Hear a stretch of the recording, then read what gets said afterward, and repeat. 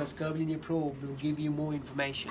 This curvilinear probe gives you wider field of vision. Okay, the way to do the hip joint injection, there are two ways to do it. I find it when you look for, we all as anesthetists are used to look for femoral artery, nerve and vein, yeah? So if you use that kind of picture, that's much better to actually, you know, start. So, it's medial, that's medial. So, right, now guys, you can see the artery, yeah? That's the nerve next to it. We start to see the femoral head. So look at, I'm looking at the femoral head in the inguinal crease. What I'm going to do is just make a minor adjustment. I'm going to move the probe from that angle to that angle. Okay? So I'm going to be looking for femoral head, femoral neck, acetabulum. Okay? Happy with that picture? So you can see it nicely. Femoral head, femoral neck, and at the head and neck junction, that's where you want to go, because the capsule of the hip joint extends all the way to the head and neck junction. Okay? Before you put the needle in, always put a color Doppler and move the color Doppler in the outer aspect. Why I say that? Sometimes you may encounter an artery which is called as posterior circumflex femoral artery, like posterior circumflex humeral artery. You will encounter that in your path.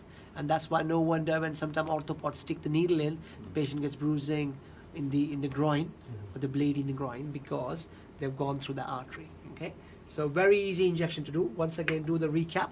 So look for the femoral nerve as you would. Okay, femoral artery. You see femoral head, and what I'm doing is just gently turning the probe that way.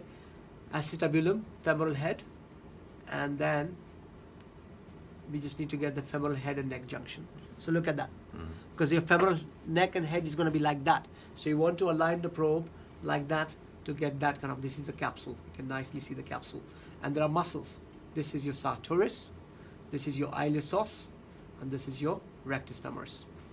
Where's your needle go? Okay, your needle needs to be going at the junction of your head and neck.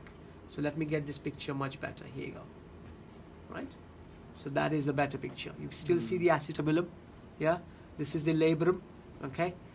Femoral head, capsule, and that's your femoral neck. So if I want to bring the needle, I'll bring the needle, stop there, inject. If it flows medially, I'm into the joint, okay?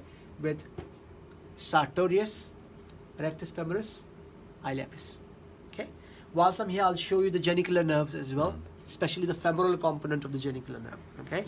So femoral component of genicular nerve, what you do, you look for the femoral artery, as we did, okay? So that's your femoral artery, okay? Yeah? Then you see the femoral head, keep going up, keep going up. So femoral head, this is the acetabulum, the medial bit, femoral head, keep going up. And what I'm going to do, I'm going to move the lateral edge of the probe like that to get the view. You know what that is? That's your anterior inferior iliac spine. So you have anterior superior iliac spine and anterior inferior iliac spine. Well, that's your anterior inferior iliac spine, yeah? That's your iliopsoas tendon, okay? So this is the iliacus muscle, and the tendon is formed inside the muscle. That's iliopsoas tendon, and that will be my target for the femoral sort of articular branches of the femoral nerve or genicular nerves for the hip, okay? So you bring the needle in and you stop there. You remember this from our December workshop, yeah?